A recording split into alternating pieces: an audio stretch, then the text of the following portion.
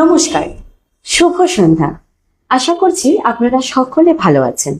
আমি এই মুহূর্তে আপনাদের সকলের সাথে রয়েছি নকশালবাড়ি লাইভ এবং উত্তরে radio 91.9 FM your song your ভয়েসের বিশেষ অনুষ্ঠান এবং আপনাদের সকলের প্রিয় অনুষ্ঠান উত্তরের আড্ডা। আজকের এই উত্তরের আড্ডার সন্ধ্যায় আমাদের সাথে যিনি উপস্থিত রয়েছেন তিনি একজন বিশিষ্ট সঙ্গীত শিল্পী, একজন বাচিক শিল্পী এবং একজন শিক্ষিকা, যার সুমধুর কণ্ঠস্বর আমাদেরকে মুগ্ধ করে রাখেন এবং তার জীবনে আরো নানান গল্প রয়েছে, নানান কথা আমরা শুনি। আসুন পরিচয় করিয়ে দিই আপনাদের সকলের সাথে আমাদের মধ্যে উপস্থিত শ্রীমতী সর্বাণী ব্যানার্জি মহাশয়। নমস্কার, আমাদের উত্তরের আড্ডায় স্বাগত জানাই। অসংখ্য ধন্যবাদ আমায় আমন্ত্রণ করার জন্য। বেশ কিছুদিন ধরে এই আবদারটি ছিল আসবার জন্য, আবদার এবং আমন্ত্রণ দুটোই। অবশেষে আজকে সবটা মিলে গেল। আর অবশেষে আমরা সেই দিনটিকে পেলাম। আজকে সত্যি আমাদেরকে সময় দেওয়ার জন্য অসংখ্য ধন্যবাদ এবং ভালোবাসা। একদম এই ভালোবাসাটাই বোধহয় টেনে এনেছে। ভালোবাসাটাই টেনে এনেছে, সত্যি তাই, একদম তাই। আজকের সন্ধ্যাতে যেহেতু তোমায় পেয়েছি, গান কবিতা তা তো থাকবেই, তার সাথে শুনবো কিছু কিছু তোমার জীবনের গল্প। একদম। প্রথমে যদি একটা জানার ইচ্ছা যে আজকের এই দিনে এসে, আজকে তুমি একজন বিশিষ্ট সঙ্গীত শিল্পী, সকলে তোমার সুমধুর কণ্ঠস্বরে মুগ্ধ, তোমার কবিতায়, তোমার শিক্ষকতায়।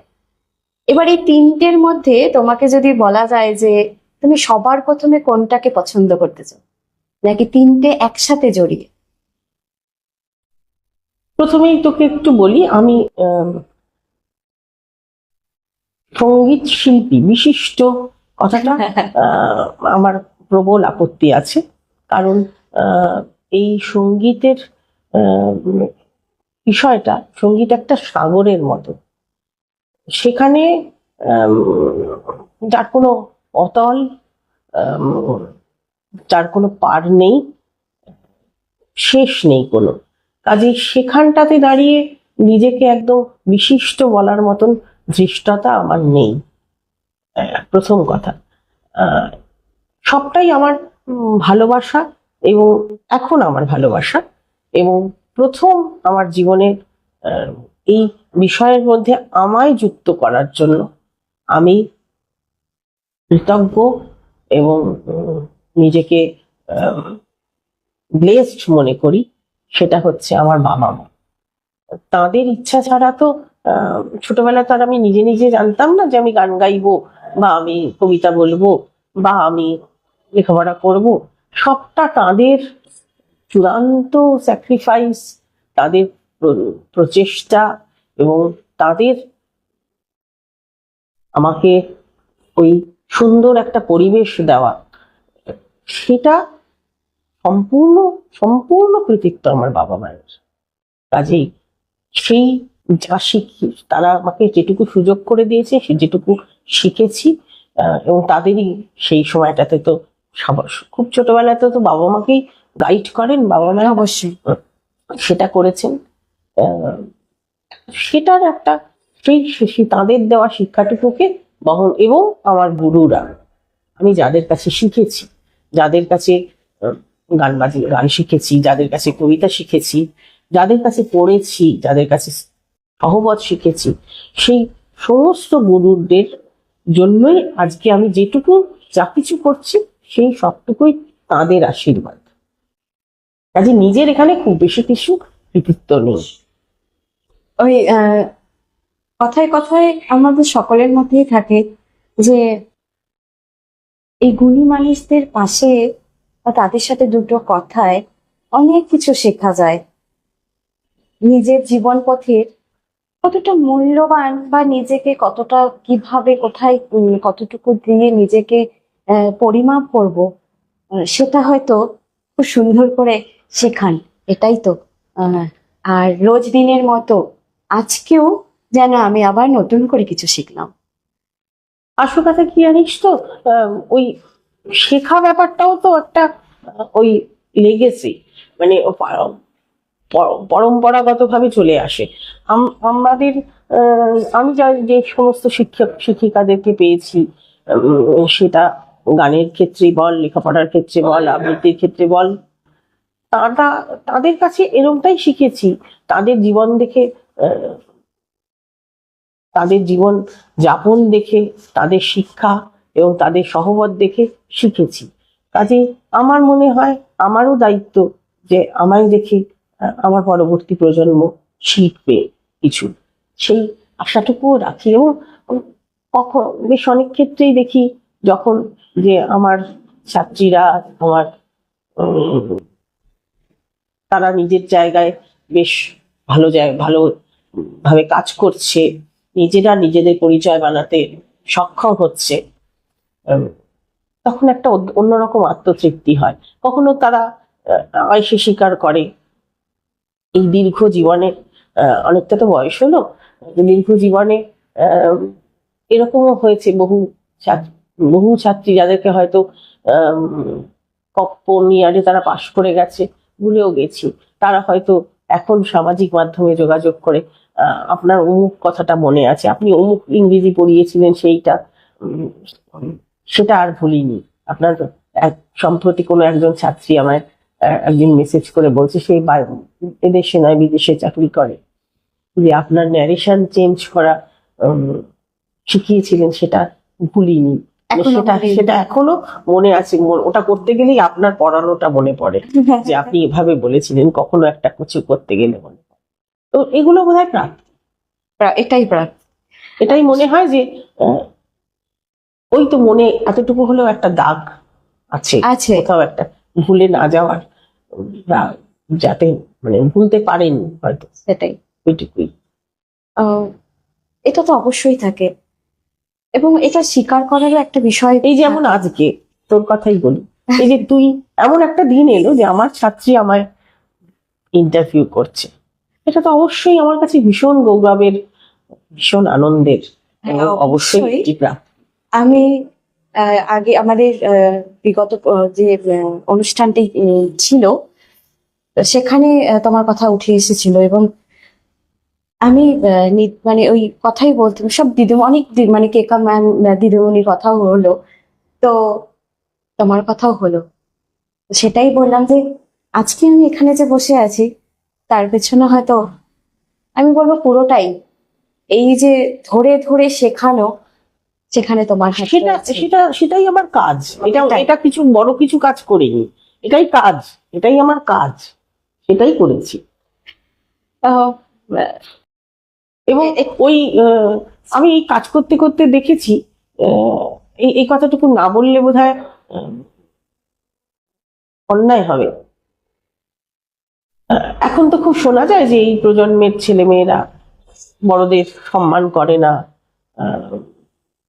সেই একটা ঔদ্ধত্য হয়তো এসেছে, হয়তো একটা সময় থেকে আজকের সময়টা একটু বদলেছে, কখনো কখনো একটু বেশি মোটা দাগেও বদলেছে, কিন্তু সবটা বদলায়, যারা থাকার তারা থেকে গেছে। এবং আজকে সেইখানে দাঁড়িয়ে এমনও কিছু ছাত্রী আছে, ছাত্রও আছে, যারা নিজের মায়ের পাশাপাশি আমার অন্তত মা ডাকটি ডাকে। সেটা যে ওরা আমার বায়োলজিক্যাল সন্তান না হয়েও আমার সন্তান, এবং তাদের ভালোবাসায় এতটুকু কমতি নেই, সেই স্বীকারটুকু না করলে বোধহয় অন্যায় হবে। যেটুকু পাই সেটা আমার কাছে একটা বিরাট প্রাপ্তি, বিরাট। এবং সেটা পাওয়ার জন্য তোমার যে পরিমাণ ভালোবাসাটা থাকে, সেটাও একটা বড় পাওনা আমাদের সকলের কাছে।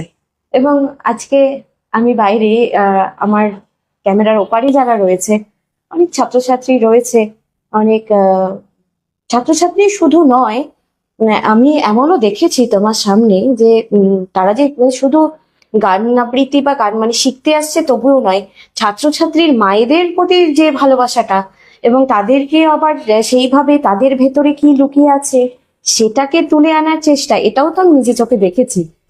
এটাও একটা বড় বিষয়। আর যারা রয়েছেন তারা তো প্রায় সকলেই, যারা আজকের অনুষ্ঠানও দেখছেন বা যারা চেনেন, তাদের কাছে তো এটা একটা সব থেকে বড় একটা উদাহরণ তার পরিচিতি হিসাবে, এটা অবশ্যই আমরা বলতে পারি। আসলে ওইটাও বলবো কি, আমি দীর্ঘদিন দেখেছি যে খুব ছোট ছোট বাচ্চারা যখন আসে তাদের মায়েদের হাত ধরে আসে, এবং মায়েরা কিন্তু তাদের সংসারের সব যাবতীয়টা সেরে এসে বসে থাকে তাদের সন্তানকে সুন্দরভাবে গড়বার জন্য। একদম। এবং তারা ওই যে বসে থাকে, বসে পুরোটা শোনে, তাদের তো একটা কান তৈরি হচ্ছে। এবং অনেক সময় হয়তো তারা নিজের আজকে করলে পারে মেয়েকে যেভাবে গাইড করতে পারতো বা তার ছেলেকে যেভাবে গাইড করতে পারতেন সেটা হয়তো পারেনি। তারা সেই পরিকাঠামোটা পাননি, যে সেই অ্যাটমসফিয়ারটা পায়নি, যে তাদেরকে কেউ সুযোগ হয়নি কখনো, বাপসী পরিবেশ ছিল না। আমার মনে হয় যে কোথাও গিয়ে যখন ফিল করি যে তাদের মধ্যে সেই খিদেটা আছে, এটা করতে গিয়ে আমি দেখেছি যখন তাদেরকে কোনো একটা অনুষ্ঠানে আমাদের তাদেরকে যখন কিছু বলতে বলা হয়েছিল, যে তাদের ওই স্বীকৃতিটুকুও তো সব মেয়েরা পায় না রে সংসারে। যে খুব ছোট, আমি বাড়িতে থাকি, এই বাড়িতে থাকে যারা হোম মেকার যারা, তাদের তো একটা বিরাট স্যাক্রিফাইস সেই মানুষগুলোকে এগিয়ে দেওয়ার জন্য, তাদের তো একটা বিরাট স্যাক্রিফাইস। তো তারা সেক্ষেত্রে বেশিরভাগ ক্ষেত্রেই এখন হয়তো তবুও কিছু কিছু পাচ্ছে, বেশিরভাগ ক্ষেত্রে তারা সেই কাজের স্বীকৃতিটা পায় না। ভালো, মা কি করছে? ও মা রান্না করছে, কাপড় দিচ্ছে, কাপড় মেলছে। অবশ্যই দিন শেষে অনেক সময় অনেক জায়গায় কি আমরা বেশিরভাগই হয়তো শুনতে পাই যে কি এমন কাজ থাকে, এবং এই যে পুরো একটা সাংসারিক জীবন সেটা কি থাকে সেটা যে বা যারা বলেন, আমার তাদের কাছে একটি প্রশ্ন, একদিন সারাটা দিন তিনি যা যা করেন সকাল থেকে রাত পর্যন্ত একটি দিন করলে আর দ্বিতীয় দিন বলবেন। একটা সুপ্ত আশা বা আমার একটা নিজস্ব একটা ইচ্ছে, আমি আমার সত্যি বলতে আমারও ভীষণ ভালো লাগে, এবং আমার এটা মানে একটা বলে না একটা শুধু নিজের জন্য নয় অন্যদের জন্য যে ইচ্ছা, আমার মনে হয় যে প্রতিটি মেয়ে যে বিয়ে হয়ে গেছে, সে এখন মা হোক, কিন্তু আমার মনে হয় প্রতিটি মেয়ে তার জীবনের তার নিজের ইচ্ছেটুকু কিছু একটা করুক। এবং আর আমার মনে হয় যে এই ইচ্ছেটাকে তাদের মধ্যে কার কি ভালো লাগা আছে, সকলের ক্ষেত্রেই আমি বলবো যে নিজের ইচ্ছেটুকু একটু তুলে ধরা। এবার অনেক এটা এই যে কথাটা আমরা এলাম, এখান থেকে কিন্তু আমরা একটা জীবন বোধে চলে যেতে পারি। শুধু মায়েদের ক্ষেত্রে, অনেক পুরুষ মানুষের ক্ষেত্রেও আমরা কিন্তু এটা পাই, হ্যাঁ, যে নিজেদের ইচ্ছাটা হয়তো কোথাও হারিয়ে গেছে। এবং আমি প্যারালালি বলবো যে কিন্তু বহু পুরুষ মানুষেরও তাকে টেকেন ফর গ্রান্টেড পরিবারের লোকেরা নিয়ে নেয়। বাবা মানে অন্তত সন্তানেরাও নিয়ে নেয় একদম, যে বাবা এটা করবে না কেন, এটাই করার কথা। বাবা আমায় পৃথিবীতে এনেছে, অতএব আমি পড়াশুনো করি, খেলাধুলো করি, বাবাকে উদ্ধার করে দিচ্ছি। কিন্তু তাদের নয়, তিনিও যে তার অনেক শখ আহ্লাদ একদম চেপে রেখে অনেক ত্যাগ করে আজকে স্বীকৃতিটা একটুকু সবাইকে আমার মনে হয় পরিবারে দেওয়া উচিত। বহু পুরুষ মানুষ আছেন যারা প্রপার সম্মানটুকু বাইরের লোকেদের কাছ থেকে পেলেও ঘরে হয়তো পায়। এই কথাটাই আমি বলতে চাচ্ছিলাম যে এটাও কিন্তু রয়েছে। এবং আমরা এটাও কিন্তু সত্যি বলতে তাদের মধ্যে ভেতরে কিন্তু একটা আর কথাই তো রয়েছে, মানে বাবারা সবসময় বলবে না, বাবাদের চোখে জল হয় না, এটাও কিন্তু নয়। আমরা এই কথাটা বলতে পারি, তবে আজকে আমরা একে অপরকে দুজনই এই মা এবং বাবা মানে এই পুরুষ হ্যাঁ, এবং নারী এবং আমার মনে হয় প্রত্যেকের ক্ষেত্রে তাদের সুপ্ত ইচ্ছাগুলোর প্রতি সম্মান জানানো এবং সে দিয়ে মানে আমরা সম্মানটা দিয়ে রাখতে পারি। হ্যাঁ, চাইলেই দেওয়া যায়, এবং চাইলে ইচ্ছেটুকু দরকার। হ্যাঁ। আমি বলছি না এটা, আমি কোনো জেন্ডার ডিসক্রিমিনেশন করছি না।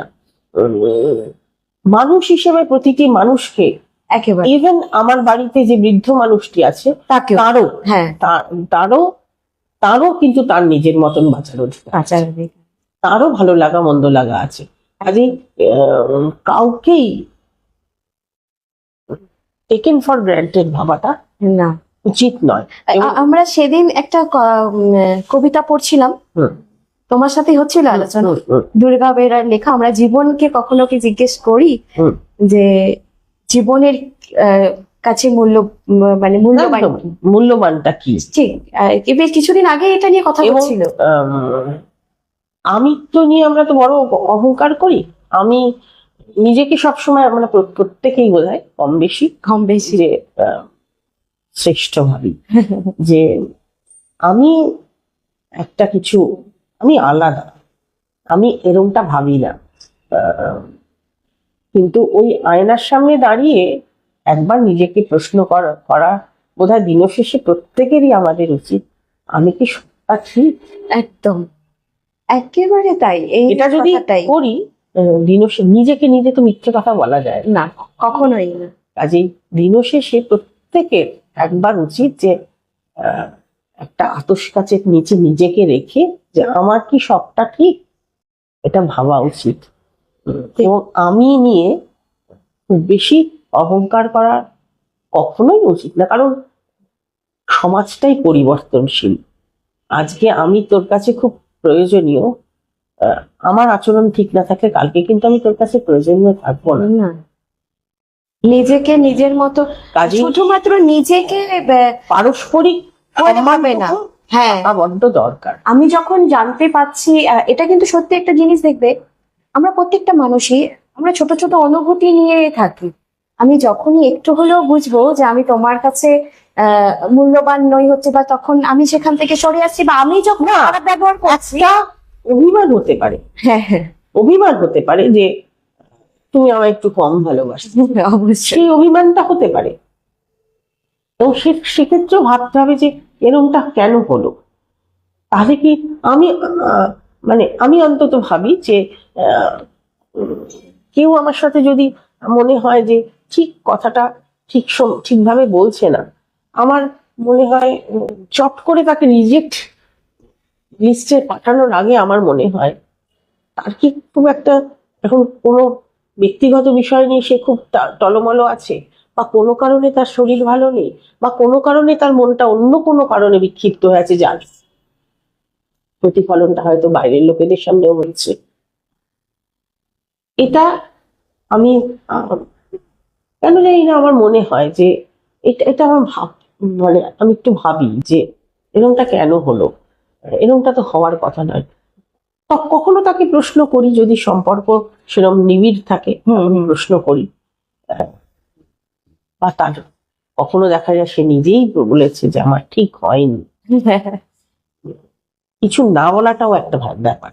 কিছু যদি তখন তুই কাউকে বলছিস না, তখন তার ভেতরে মনে হবে একটা সময় যে আমার এতে কিছু বলছে না, আমারই এবার বলা উচিত, যে আমার ভুলটা স্বীকার করা উচিত। এবং এটা হয়, এবং আজকের এই গল্প থেকে একটা আমরা ওই যে আড্ডাতে এক জায়গা থেকে অন্য জায়গায় চলে যাই, তবুও যদিও জীবনবোধের প্রতিটি কথাই আমাদের কাছে গুরুত্বপূর্ণ, অবশ্যই চাইবো যাতে প্রত্যেকের সাথে প্রত্যেকের সম্পর্কটা সুমধুর ভাবে একদম আমরা এটা যেন হয়।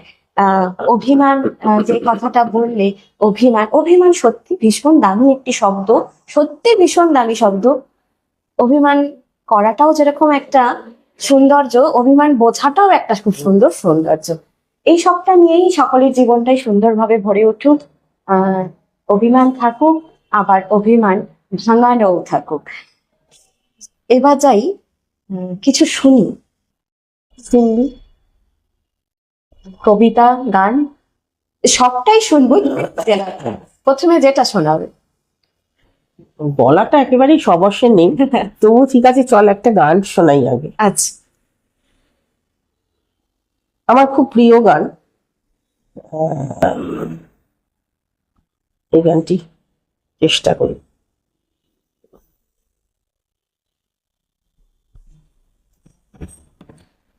লালন সাঁইয়ের গান। এই লালন সাঁই অদ্ভুত ব্যাপার, তার গানের কথাগুলো শুনলে মনে হয় খুব বড় একজন ফিলোসফার, বড় একজন দার্শনিক তার লেখা, অথচ এই মানুষটি কোনোদিন লেখাপড়া শেখেননি। না, তার গানের ওই জন্য কোনো লেখা নেই। ওই তার যারা শিষ্য শিষ্যারা ছিলেন তারা, তাদের মুখে মুখেই একটা সময় ছিল, পরবর্তীকালে সেগুলো তাদের মুখ থেকেই লেখাগুলো হয়েছে। সেই জন্য কখনো কখনো এই শব্দগুলো সব গানের এদিক ওদিক হয়ে গেছে, কিছু কিছু শব্দ, ছোট ছোট শব্দ, অর্থটা একই থেকেছে, ভাবটা একই থেকেছে, লোকমুখে যেহেতু এসছে সেজন্য শব্দগুলো একটু ওলট পালট কখনো কখনো হয়েছে কোনো কোনো গানের ক্ষেত্রে। এরকমই একটি গান শ্রীকৃষ্ণ এবং রাধার মান অভিমান নিয়ে। আচ্ছা, কৃষ্ণ প্রেমে পোড়া দেহ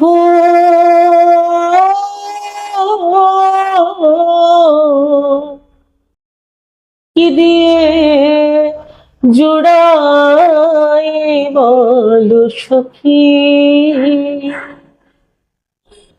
কি দিয়ে জোড়াই বলো সখী, কৃষ্ণ প্রেমে পোড়া দেহ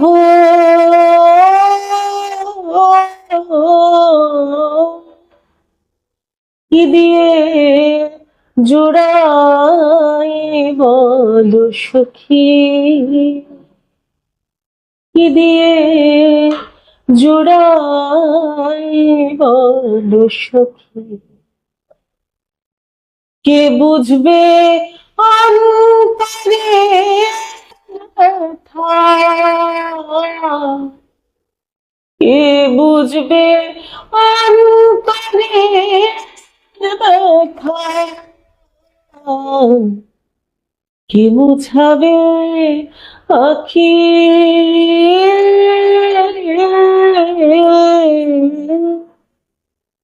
কি দিয়ে জোড়াই বলো সখী, কি দিয়ে জোড়াই বলো সখী, যে দেশেতে আছে আমার বন্ধু চাঁদ কালা, যে দেশেতে আছে আমার বন্ধু চাঁদ কালা, সে দেশেতে যাব নিয়ে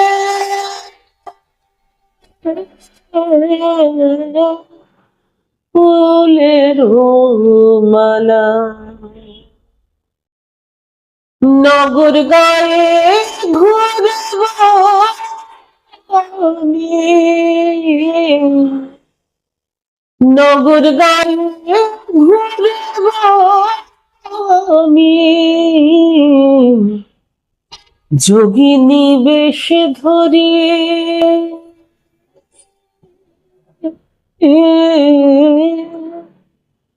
কি দিয়ে জোড়াই বলো সখী, কি দিয়ে জোড়াই বলো সখী, তোমরা যদি দেখে থাকো খবর দিও তাদের,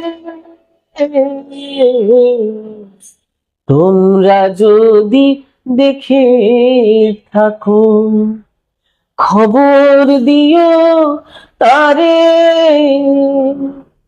নইলে আমি প্রাণ জীবন যমুনার তীরে, কালা আমায় করে গেল, কালা আমায় করে গেল, অসহায় একাকী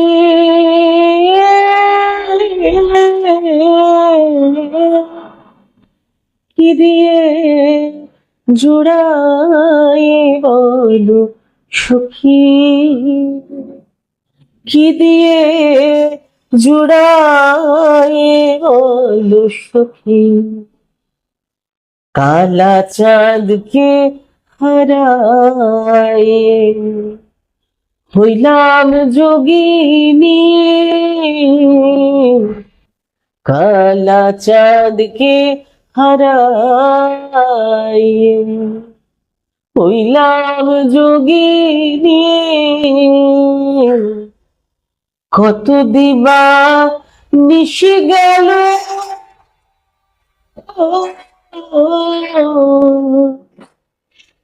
কেমনে জুড়াই পানি, লালন বলে চরণ, লালন বলে যুগাতি চরণ, আমার ভাগ্যে আছে কি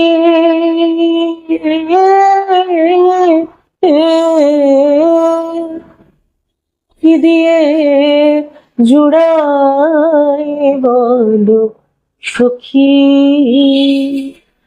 কি দিয়ে জুড়াই বলো সখী, কে বুঝবে অন্তরে ব্যথা, কে বুঝবে অন্তরে ব্যথা, কে বুঝাবে আখি,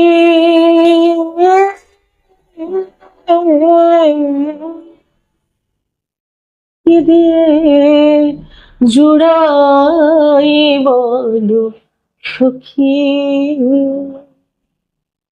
কি দিয়ে জুড়াই বলো সখী।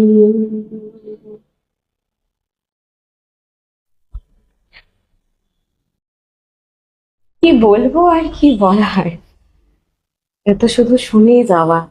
সত্যি অসাধারণ কথা, কথাগুলো সত্যি। মানে রাধার তো কৃষ্ণ শুধু প্রেমিক ছিলেন না, ভীষণ ভালো বন্ধু ছিল। এই জন্যই বলছি, কে বুঝবে অন্তরের ব্যথা, সেটাই, কে বুঝাবে আঁখি। বন্ধুটা তুমি যে আমায় ফেলে চলে গেছো, আমি তো লোকে ভাবছে কৃষ্ণ প্রেম, শুধু তাই নয়, আমি বন্ধু হারা হলাম, আমি ভালোবাসা হারা হলাম, একদম আমি যত্ন হারা হলাম। তো সেটাই বলছেন যে কে বুঝবে অন্তরের ব্যথা, কে মুছাবে আঁখি, কি দিয়ে জোড়াই বলো সখী। সত্যি প্রত্যেকটা আর সত্যি কথা। আর অবাক লাগে, গানটি লিখেছেন যিনি, তিনি একজন পুরুষ মানুষ, তিনি কিন্তু একজন নারী নন। ওই তিনি ঠিক বুঝেছেন নারীর মনের ব্যথা। আসল কথা, প্রেমিক পুরুষ ছিলেন তো লালন, হ্যাঁ হ্যাঁ, সেই জন্যই ওই ব্যথাটা বুঝেছেন। অবশ্যই। আর এসবের মধ্যেই হয়তো অনেক কিছু, একদম। আর ভালোবাসার মধ্যে তো এই যেটা বললে যে বন্ধুত্ব, মন খুলে কথা বলা, যত্ন, এবং সবটাই ভালোবাসা সবচেয়ে ভরসা দেয়। ভরসা, এটাই ভালোবাসা শুধু ভালো মুহূর্তের জন্য তো নয়, একদম, ভালোবাসা খারাপ মুহূর্তের জন্য। এটাই খারাপ মুহূর্তে যে আমাকে আমার হাতটা শক্ত করে ধরে রাখে, সে আমায় ভালোবাসে। একেবারেই। কঠিন মুহূর্তটাতেই পাশে থাকা, সাথে থাকাটাই হচ্ছে একটা খুব বড় একটা বিষয়। এমন ভালোবাসায় আবদ্ধে একেবারে বন্ধন যুক্ত হয়ে থাকুক সকল ভালোবাসার সম্পর্কগুলো। আহ আলোচনায় বলতে আড্ডা গল্পে। স্কুলে একজন শিক্ষিকা, ছাত্রছাত্রী অনেক, আবার ঠিক পরবর্তীতেই মঞ্চে শিল্পী, এই দুটোর মধ্যে মিল কেমন করে, মানে কিরকম ভাবে নিজেকে রাখো? নিজেকে রাখি বলতে আমি যখন যেটুকু পারি, যখন আমার ক্ষমতা অনুযায়ী, আমি যখন যেখানে যেটুকু পারি, যদি ক্লাসে পড়াতে যাই, তখন আমি নিজের 100% টুকু দেওয়ার চেষ্টা করি। একদম। আবার যখন মঞ্চে গান গাই, তখনও আমি নিজের শতভাগটুকু দেওয়ার চেষ্টা করি। যখন শেখাই গান, তখনও নিজের শতভাগটুকু দেওয়ার চেষ্টা করি। আমি যখন যে কাজটি করি না কেন, আমি এটা আমার মায়ের থেকে শেখা, যে হাফ হার্টেডলি কোনো কাজ করো না, তাও ভালো। হয়তো এখন মাঝে মাঝে আমার একটু শরীরটাও বিগড়ে যাচ্ছে, অনেক সময় শারীরিক কারণে আমি অনেক কাজে অনিয়মিত হয়ে যাচ্ছি, কিন্তু তবুও যখন বুঝি যে আমি সবটুকু দিতে পারবো, আমি তখন সেই কাজটা নচেত দিই না। কারণ আমি যারা আমার ছাত্রছাত্রী, তারা বেশি করে জানিস আমি সে কাজটি করবো না, কিন্তু যখন বুঝবো যে আমি সবটুকু দিতে পারবো, আমি সেই পরিশ্রমটা করতে পারবো, তখন সেই কাজটা করবো। সেটা সত্যি, এটা আমরা সবসময়, আমরা যারা খুব কাছে, আমরা অনুভব করি। আর এটার জন্যই মুকুনি লাইনটা অনেকটা বড় থাকে। আসলে সত্যি কথাই, ভালোবাসার জন্য খুব তো পরিমাণে পাই আমরা, একটু বকাটাও থাকে, সেটা আমাদের জন্যই থাকে, এটা তো অবশ্যই। আচ্ছা, স্কুলে যখন ক্লাস হচ্ছে বা কোনো স্কুলে তো নানান অনুষ্ঠানগুলো থাকে, কোনো ছাত্র, এখন না অনুষ্ঠানের পরিমাণ অনেক কমে গেছে। আচ্ছা, একটা সময় আমরা প্রচুর অনুষ্ঠান করেছি, হ্যাঁ, প্রচুর অনুষ্ঠান, মানে অসম্ভব কিছু প্রজেক্ট আমরা করেছি স্কুলে। আজ থেকে ধর প্রায় 8-9 বছর আগের কথা বলছি। আমরা সেই সময়টায় স্কুলে সেবা করেছি রবীন্দ্রনাথের, তখনও নকশালবাড়িতে সেই অর্থে আমার জানা নেই, কারণ আমি যদিও নকশালবাড়ির মেয়ে নই, কিন্তু আমি যারা এখানকার স্থানীয় মানুষ, স্থানীয় শিক্ষক শিক্ষিকারা, আমাদের স্কুলে যারা শিক্ষিকারা ছিলেন, যারা আর আমাদের থেকে অনেকটা সিনিয়র, যারা বহু বছর ধরে চাকরির প্রথম দিন থেকে খুব কম বয়সে এসে তারা রিটায়ার করে এখন চলেও গেছে, তাদের কাছেও শুনেছি যে এরকমটি কখনো হয়নি, মানে চেষ্টা হয়নি আর কি। কিন্তু আমরা চেষ্টা করেছি, আমরা সমমনস্ক কয়েকজন শিক্ষিকা আছি, যারা আমরা সহকর্মী, বাইরে গিয়ে আমাদের মধ্যে একটা আত্মীয়তা তৈরি হয়েছে, আমরা কেউ কারোর বোন বা দিদি, এরকম একটা সম্পর্ক তৈরি হয়েছে। আমরা চেষ্টা করেছি, এবং সেই সময় আমাদের যিনি প্রধান শিক্ষিকা ছিলেন, তার আগে একাধিক সময় আমরা তখন প্রচুর অনুষ্ঠান হয়েছে, তখন শ্যামা হয়েছে, রবীন্দ্র, অসম্ভব, বললাম না ওই জন্য অসম্ভব কাজ হয়েছে। শ্যামা হয়েছে, চিত্রাঙ্গদা হয়েছে, স্বপ্নচর হয়েছে, শ্যামা একবার নয় 2বার হয়েছে। আমরা করেছি এবং ভীষণ সাকসেসফুলি বাচ্চারা, মানে ওরকম শক্ত জিনিস তারা বুঝেছে, তারা প্রচন্ড ইন্টারেস্ট, প্রচন্ড বাচ্চাগুলোর মধ্যে কি সাংঘাতিক চেষ্টা, যে সেই পার্টটুকু করছে না, যার নেই সেটার মধ্যে, বুঝেছিস, তার সেখানটা অংশগ্রহণ নেই, তা পুরো সারা মুখস্থ। ছোট ছোট 5-6 এর বাচ্চারা বসে আছে, সে হয়তো একটা ওই সখীদের সঙ্গে একটা নাচ আছে, কিন্তু তার বাকিটা পুরো কণ্ঠস্থ। এবং এতটা, তার মানে ওদের ওই শিশু মনে এতটা সেটা প্রভাব ফেলেছে। আর আছে, আমরা এটা, এই যে একটা কথা, এই যেটা তুমি একটু আগে বললে, যে এবং স্কুল কিন্তু মানুষের বেসিক, আজকে আমরা যেটুকু যা শিখেছি, আমাদের স্কুল কিন্তু আমাদের বেসিক নেচারটা তৈরি করে দেয়, যেটা কিন্তু তুই প্রাইভেট স্কুল তোকে যে পড়াশটা শেখাবে, সেটা কিন্তু তুই প্রাইভেট টিউশনে গিয়ে সেটা পাবি। না না না, অবশ্যই। আমরা যখন স্কুলে ছিলাম, কিন্তু স্কুলের ক্ষেত্রে আমি তোকে এটাও বলছি, তাই বলি কি প্রাইভেট টিউশনের দরকার নেই। না সেটা তো আলাদা বিষয়। স্কুলের সময়টা তো আমাদের হাতে, সময়টা তো মাপা। হ্যাঁ না, অবশ্যই সেটা তো আলাদা একটা, হ্যাঁ। মানে প্রাইভেট টিউটরের ওই বিষয়টা তো একেবারেই আলাদা। কিন্তু সময়টা তো মাপা। হ্যাঁ, আমাদের সময় যখন সেই স্পোর্টসে, আমার নন্দপ্রসাদ এই স্কুলে স্পোর্টসে আমাদের সুব্রত দিদিমণি ছিলেন, সেই ধরে ধরে অসম্ভব, সুব্রতা দি অসম্ভব একজন উদ্যমী মানুষ। হ্যাঁ একেবারে, মানে আজকের দিনে পর্যন্ত তিনি মানে ততটাই সেরকম রেখেছেন, কোনো অফুরন্ত জীবনী শক্তি। এবং আমাদের স্পোর্টসে আমাদের সেই ম্যামের ওই চোখ দেখে তো আমাদের সবার ওর আর কোনো কথা নেড়ে ঠেড়ে যেভাবেই হোক কাজ করিয়ে নিতে পারতেন। আর গান মানে গানের মেয়েদের সেই বসে, মানে সত্যি একটা অদ্ভুত সময় ছিল, সেই প্র্যাকটিস দিনের পর দিন চলছে না। আমরাও কিন্তু এখন এগুলো খুব মিস করি, জানিস। হ্যাঁ, এই অনুষ্ঠানগুলো হয় না, আমরা নিজেরাও খুব নিজেদের মধ্যে মাঝে মাঝে আমরা আলোচনা করি এবং আক্ষেপও করি। পরিবেশ মানে সেই ইনফ্রাস্ট্রাকচারটাই আর নেই, ইনফ্রাস্ট্রাকচারটাই বদলে গেছে। সবকিছু সময়ের সাথে সাথে তো বদলে যায়, বদলে গেছে।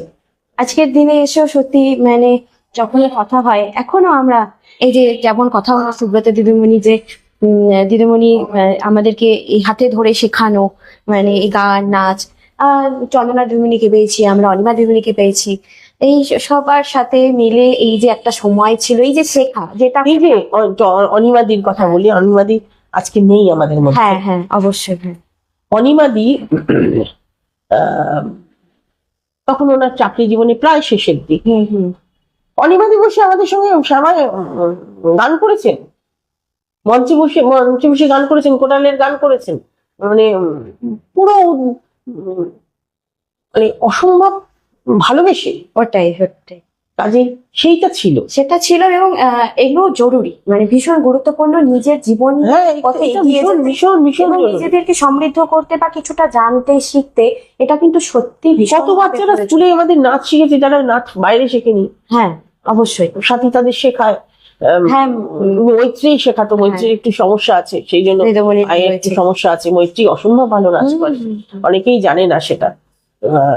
মৈত্রী শিখিয়েছে, সাথী শিখিয়েছে, ইভেন টিচাররাও পারফর্ম করেছে, যারা কখনো নাচ করেনি টিচাররাও। সেই সময় আমরা বললাম না, একটা অদ্ভুত সুন্দর একটা দিন ছিল। হ্যাঁ, সেটা এখন আস্তে আস্তে যাই হোক, ওই পরিবর্তনশীল সময় তো একটু একটু করে ভিন্ন পথে যায়, তবে আবার সেই আশাই রাখবো আমরা।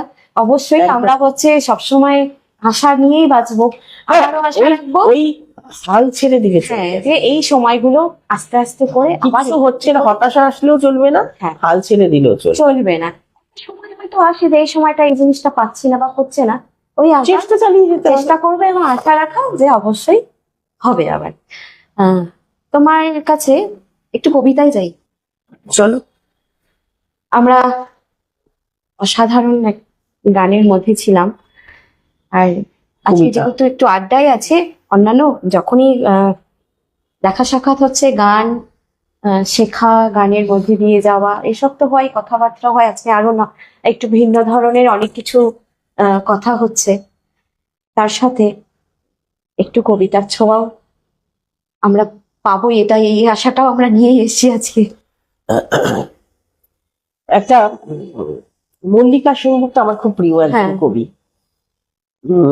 রবীন্দ্রনাথের একটি বিখ্যাত কবিতা আছে, রবীন্দ্রনাথ ঠাকুরের সাধারণ মেয়ে। একটি খুব সাধারণ মেয়ের বয়ানে কবিতাটি, যিনি রবীন্দ্রনাথ নিজেই লিখছেন, যে রবীন্দ্রনাথকে সম্বোধন করে তিনি কবিতাটা লিখছেন। সেই মেয়েটির নাম মালতী ছিল। মালতী ভালোবেসেছিল একটি ছেলেকে, সেই ছেলেটি অসাধারণ ছিল। মেয়েটি সাধারণ ছিল, সেই ছেলেটি অসাধারণ ছিল।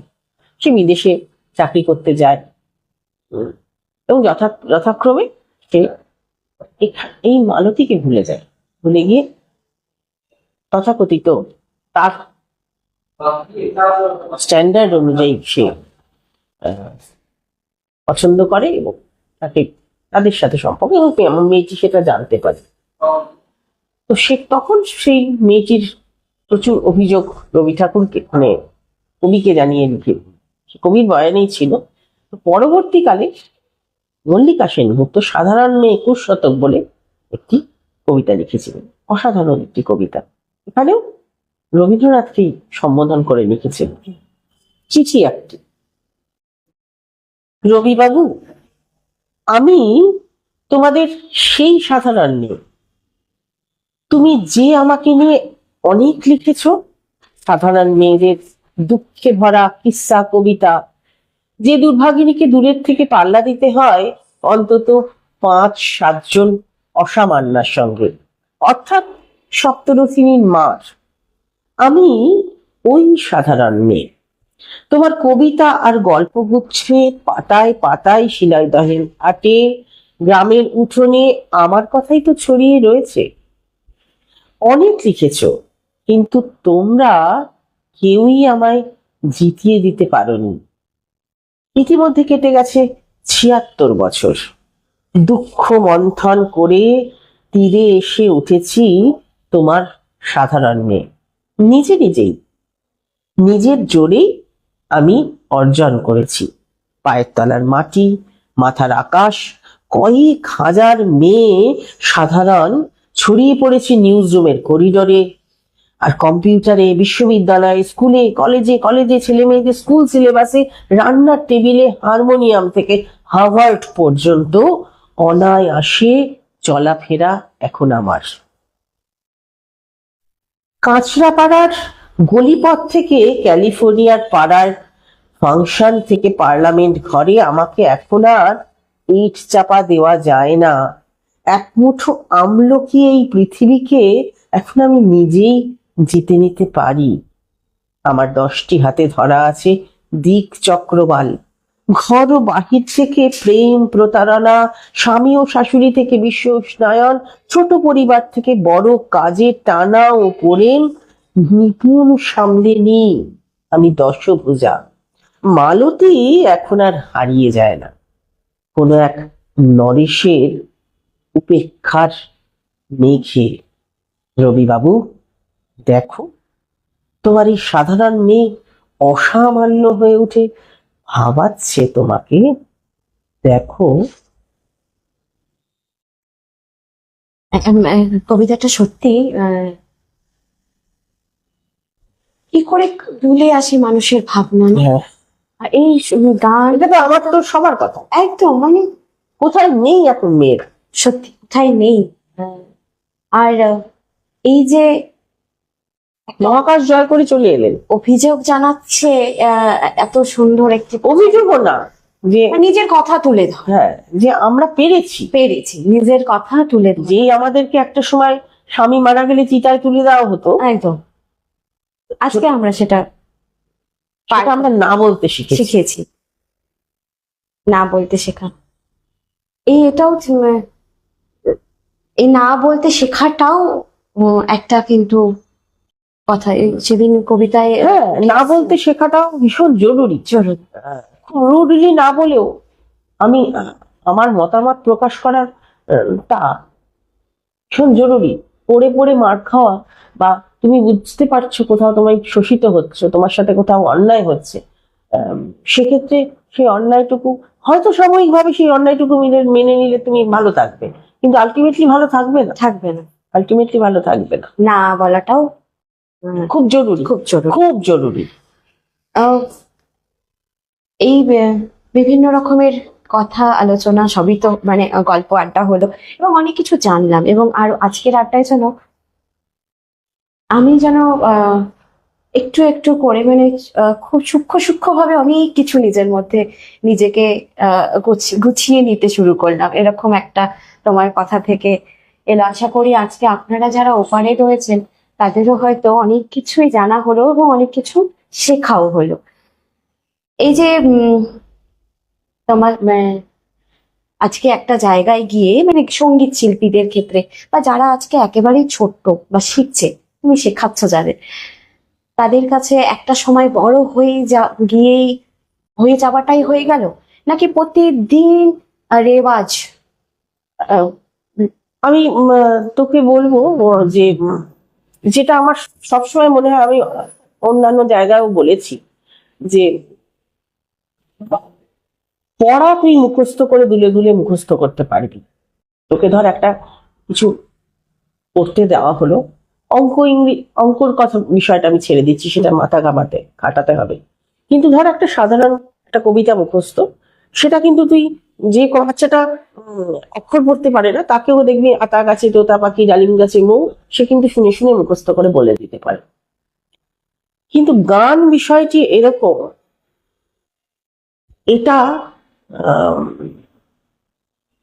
এটা তোর ভেতরে যদি না থাকে, তুই যদি প্যাশনেট না হোস, তোর যদি নিজের বোধটা না থাকে, এটা কিন্তু কেউ কাউকে জোর করে শেখাতে পারবে না। একটা সময় অবধি হয়তো শিখলো।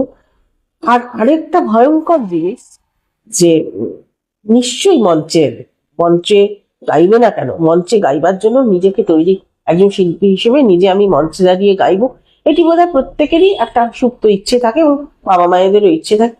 কিন্তু তার আগে প্রস্তুতিটা ভীষণ জরুরি।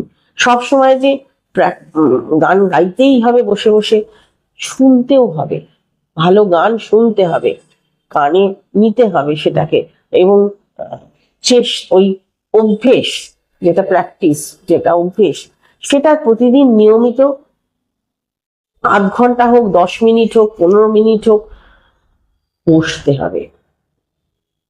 That's very important. আমাদের যারা রয়েছেন, যারা শুনলেন যে কতটা জরুরি এই রেওয়াজটা, কতটা জরুরি নিজেকে প্রস্তুত করা, এবং সাথে আমরা শুনলাম জীবনের নানা কথা। এই একটু আগে যেটা বললাম, যে আজকে এত কিছু শুনলাম যেন নিজেকে সত্যি সূক্ষ্ম ভাবে অনেকটা কিছু বোঝালাম, এবং নিজে হয়তো অনেকটা কিছু জানলাম। আর মনের থেকে একটা সত্যি কথা বলতে গেলে সেটা কোনোদিনই হয় না, এবং আজ তো আরো বিশেষ করে, যেন এই অনুষ্ঠানের সময়টা যেন শেষ না হয়। কিন্তু এই প্রত্যেকবারের মতোই একই, এবং প্রতিদিনের মতোই এটা হয়, সময় তো বলবেই যে এবার তো শেষ করতেই হবে, যেতে হবে। আর যতই না ছেড়ে যাওয়ার ইচ্ছা থাকুক না কেন, আমাদের আজকের অনুষ্ঠানে এতটা সময় দেওয়া এবং আমাদেরকে এত সুন্দর করে জীবনের এত কিছু বোঝানোর জন্য আরো একবার অফুরন্ত ভালোবাসা জানাচ্ছি। এবং আমি সেটা তো, সেই পুরো ভালোবাসাটা আমারও আছে। এবং এই যে উদ্যোগ, এই যে নকশালবাড়ি লাইভ, এই যে অনুষ্ঠানটি যারা করছে, তাদেরকে আমি একটি বিশাল ভালোবাসা এবং শুভেচ্ছা তাদের জন্য রইল। তাদের এই একটা ভাবনা, এই আজকের দিনে দাঁড়িয়ে তো মানুষ শুধু নিজের জন্য ভাবছে, এবং ওরাও যে কাজটা করছে, ওরাও তো একটা ব্যবসায়িক স্বার্থে করছে, কিন্তু সেটা একটা ভালো কাজ করছে। ব্যবসায়িক স্বার্থে করলেও অনেক খারাপ কাজও তো মানুষ করে, কিন্তু একটা ভালো ভাবনা নিয়ে কাজটা করছে, এবং ওদের এই কাজ আরো এগিয়ে যাক, আরো সবাই দেখুক।